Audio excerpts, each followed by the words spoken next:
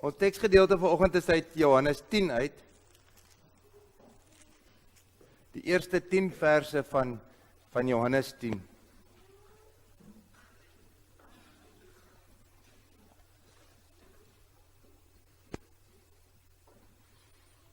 Kom ons bid saam voor ons dit ook lees. Here,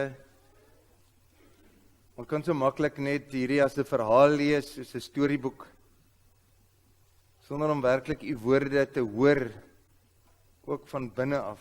Ons bid dat u deur die Gees vir elkeen van ons sal laat hoor wat ons moet hoor vandag, en dat u ook soos ons hier uitstap, u woord sal lewend maak, ook vir ons elkeen.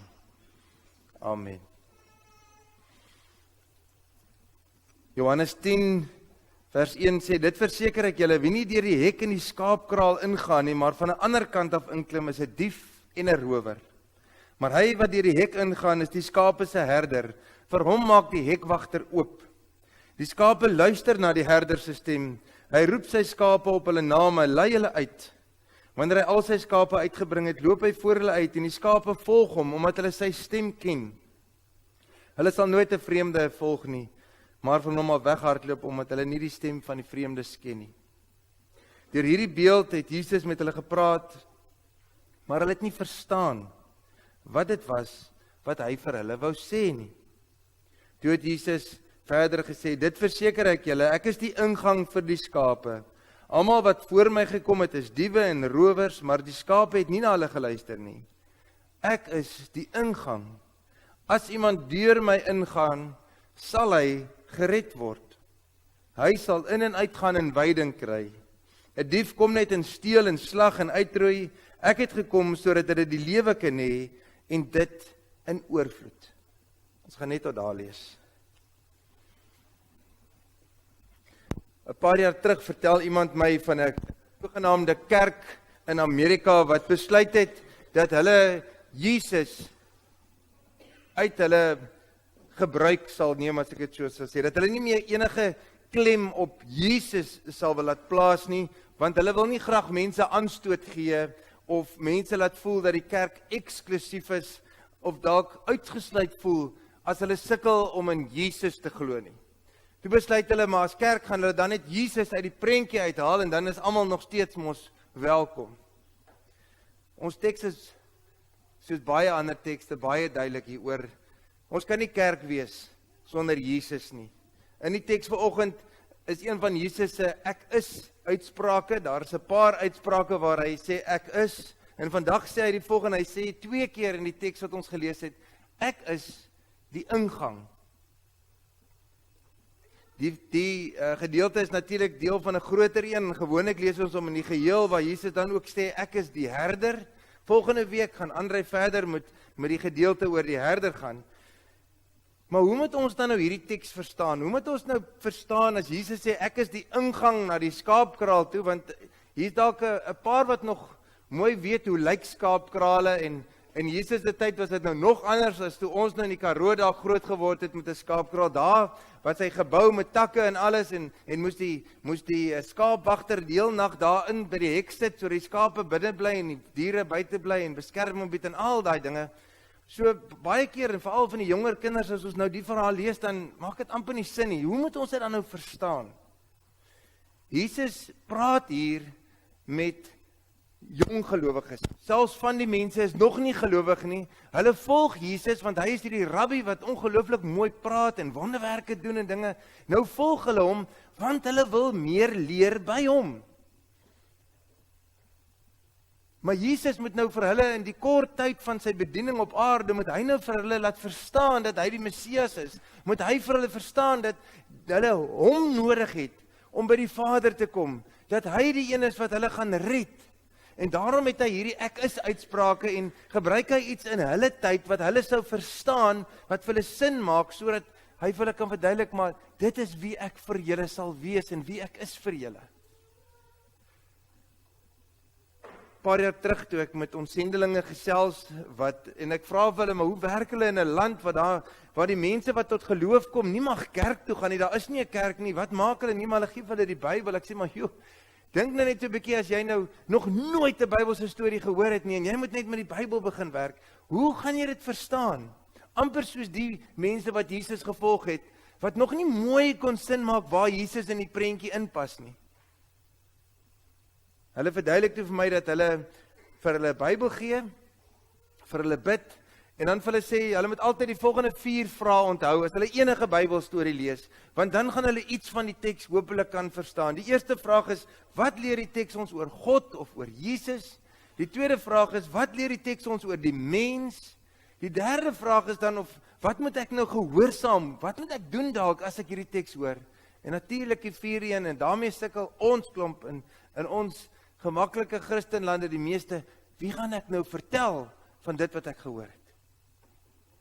Toe kom ons probeer die teks in daai manier lees. Wat sê die teks vanoggend vir ons oor God of oor Jesus spesifiek? Jesus sê, ek is die ingang vir die skape. Hy sê nie dit net so nie, hy begin en ek voor dit te sê, ek verseker julle, ek is die ingang vir die skape. Vriende, daar is nie 'n ander ingang nie. Jesus sê nie, ek is een van die ingange en julle moet my kom kies as julle wil glo in my dat ek die ingang is nie. Hy sê, ek is die ingang vir die skape. Daar is nie 'n ander ingang nie. En in hierdie uitspraak gaan Jesus heeltemal hierdie gedagte dat jy Jesus uit die prentjie kan skuif, dat jy op 'n ander manier by God kan uitkom, haal hy heeltemal van die tafel af. Dan sê die volgende, as iemand deur my ingaan, sal hy gered word. Dis Jesus se belofte. Dis wat ons hier in die kerk glo en bely. Jesus is die ingang. As ons deur hom ingaan, sal ons gered word. Vir die wat nou al moeg is en wil slaap, onthou net dit. Dis die boodskap. Dit is die hoofpunt wat Jesus kom sê. Hy is die ingang. As jy deur hom ingaan, sal jy gered word. Dis Jesus se woorde. Hy verstaan dat hulle nie mooi verstaan wat hy vir hulle probeer verduidelik nie, en dan kom hy weer met hierdie beeld, en hy sê dit 2 keer na mekaar eintlik oor. Johannes 3 vers 16, net voor dit, staan daar, God het die wêreld so lief gehad, dat hy sy enigste seun gegee het, sodat die wat in hom glo, nie verlore sal gaan nie, maar die ewige lewe sal hê. God het nie sy seun na die wêreld toe gestuur om die wêreld te veroordeel nie, maar sodat die wêreld deur hom gered sal word. Dis Jesus se doel. Dis wat Jesus vir hulle probeer sê, op 'n heel ander manier sê, ek is die ingang, kom deur my in en jy sal gered word. Dis sy doel, hoekom hy op aarde is. William Temple het eendag gesê, ons maak 'n groot fout as ons dink God, en as ons oor God praat, gaan dit net oor godsdiens. Dit gaan vir God op die ouend oor die redding van die wêreld. Mense moet tot bekering kom, mense moet gered word. Dis Jesus se doel, en daarom sê hy dit in een sin, ek is die ingang, as jy deur my ingaan, sal jy gered word. Maar hy gaan verder, hy sê, as jy dan daar is, jy kan ingaan en uitgang en veiding kry, dit wat ons dan nodig het, dit wat die skape nodig het, dit kom gee hy. Hy sê vir hulle, ek kom gee wat jy nodig. Julle het nodig om veilig te kan wees binne. Julle het nodig om te kan uitgaan, om veiding te hê. Die Here gee vir ons wat ons nodig het vir hierdie lewe. Genoegsaam. Sodat ons kan voortgaan met die lewe. En dan sê Jesus die volgende, ek het gekom sodat julle die lewe kan hê en die lewe in oorvloed. Hy gee nie net die lewe nie, hy kom gee oorvloed. Vriende, die teks praat dan verder van, daar's ander wat nie by die ingang ingaan nie. Daar's ander wat op ander maniere probeer. Jesus noem hulle diewe en rowers met verkeerde intensies. Op die ouene wil net steel en slag en uitroei. Die wêreld, weet ons, is vol van ander maniere. Amper soos hierdie kerk, as ek dit so kan sê in Amerika, wat sê, maar vind ander maniere, Boeddha of Zen, of wat ook al jy wil om by die Here, by God, om God te vind. Jesus sê, nee, ek is die ingang. Die ander maniere is diewe en rowers, en op die ou ende wil dit jou lewe ontneem van jou af. Daarom gebruik hy die woorde steel, slag, uitroei. Baie keer soek mense ander ingange. Ons almal is baie keer skuldig daaraan, nie dat ons ander godsdienste dalk opsoek nie, maar ons wil op ander maniere die lewe vind, deur besittings, deur geld, deur status te probeer kry, of ek wil amper sê, namaak, soos ons dit sê, sodat ek kan voel, ek het die lewe. Jesus sê, ek wil julle kom red, en ek gee vir julle die lewe in oorvloed. So daarom die tweede vraag, wat leer ons oor die mens uit hierdie gedeelte uit? As Jesus die enigste ingang is, en die wat deur hom ingang gered sal word, dan kom bied hy vir die mens die lewe aan. Ek lees weer in die week uit Lukas, die Kersverhaal, ons lees dit mos ongelukkig net so een keer 'n jaar, in die einde gewoonlik, maar die engele wat sê, vandag is daar vir julle, in die stad van Dawid, die verlosser gebore, Christus die Here. Jesus reeds met sy geboorte, nog voor die skaapwagters en die mense hom gesien het, toe sê die engele al vir hulle, hoorie, daar's vir julle, is daar redder, die verlosser gebore, hy is Christus die Here. Besef ons as mense wie Jesus is, want dit is wat hy hier probeer sê vir die mense wat hoor, en hulle verstaan hom nie, so hy probeer op 'n ander manier vir hulle verduidelik wie hy is, en wat hy eintlik vir hulle kom gee en kom bied. Wat leer ons oor die mens? Ek leer dat die mense keuse moet maak vir Jesus. Dat ons moet ophou om die lewe op ander plekke te gaan soek. Dat ons moet pas op vir die diewe en die rowers wat kom aanmeld asof hulle vir ons op soveel maniere die lewe gaan kom gee.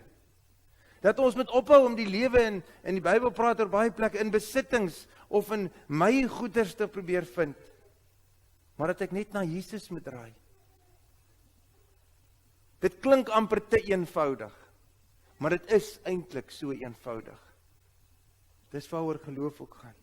En vriende, wat ek nog oor die mense uitleer is dat ons nie alleen is nie. Ons het 'n geloofsgemeenskap, daar's baie skape in hierdie kraal, wat saam met ons uitgaan, veiding vind, by mekaar is, saam met ons hierdie Here dien, deur dieselfde ingang in en uitgaan. En ons is Jesus se skape, ons doel is om met hom te lewe, by hom te lewe, en dan sal hy vir ons die lewe gee. Die derde vraag is, wat moet ons dan nou gehoorsaam hier uit?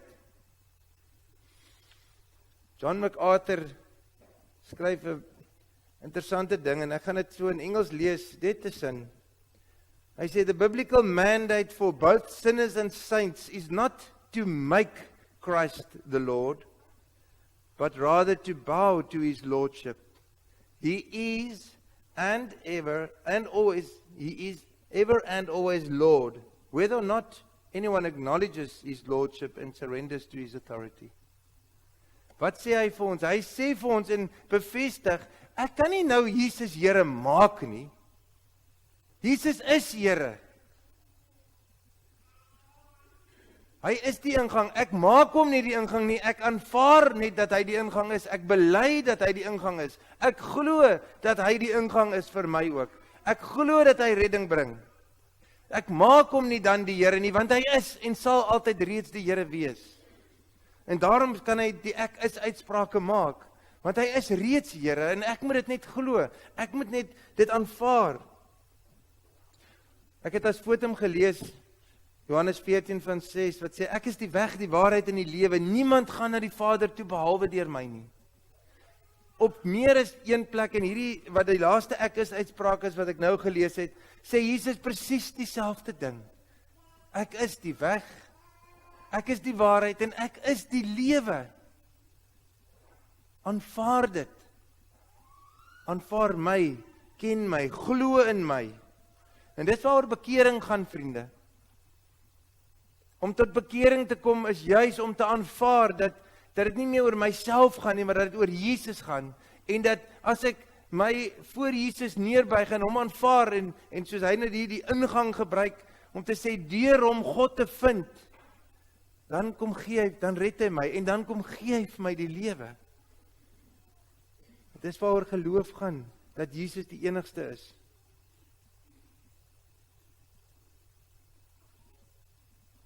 Ek glo hier is vanoggend baie mense wat ergens op die pad, op julle lewenspad deur die Here aangeraak is, met sy liefde, dat julle tot bekering gekom het, dat julle Jesus as die ingang aanvaar het en daarom gered is. Johannes 1 sê, en almal wat hom aangeneem het, die wat in hom glo het, hy die reg gegee om kinders van God genoem te word. Dit is wonderlik, met my sonde, met my verkeerdhede, met ek wat wat nog nie reg is nie, kom God en hy sê, ek gee vir jou die reg om my kind te kan wees. Ons het dit in die doop vanoggend gevier. Kleintjies wat glad nie verstaan wat vandag hier gebeur het nie, vier ons dat God reeds Here is ook oor hulle lewens. Of hulle dit al verstaan, of hulle dit hulle eie kon maak, nee, dit, want God is reeds dit, en daarom, as 'n geloofsgemeenskap, het ons ook deur die verbond bely dat God God is, vir altyd en ewig, en dat Jesus Christus die Here is. Ons moet dit net aanvaar. Daar mag dalk van u wees, wat sukkel om Jesus se roepstem te hoor, soos wat hy vir die disippels geroep het, kom saam met my, en ek sal julle vissers van mense maak. Maar dit is vanoggend ook vir elkeen van julle, vir elkeen van ons Jesus se uitnodiging, dat ons hom sal ervaar en aanvaar as die Here, wat hy is, sodat hy vir ons die lewe kan kom gee in oorvloed. Die laaste een van die 4 vrae is natuurlik, wie gaan jy vertel? As jy reeds iets ervaar van God se redding in jou lewe, as jy reeds die lewe wat hy in oorvloed aanvaar en ervaar in jou lewe, moenie dit net vir jouself hou nie, vertel vir iemand. En soos jy nou daar sit, vra die Here deur sy Gees om jou aan iemand te laat dink, wie jy dit moet gaan vertel. Al is dit net die woorde, Jesus is die Here, of Jesus is lief vir jou, of ek bid vir jou. Dan weet jy vertel vir iemand, jy hou dit nie vir jouself nie. Want die evangelie is baie eenvoudig, vriende. Jesus Christus is die Here. Glo dit, hou vas daaraan. Beleef dit en leef dit dan uit. Met die wete dat jy gered is en jy sy kind kan wees. Amen.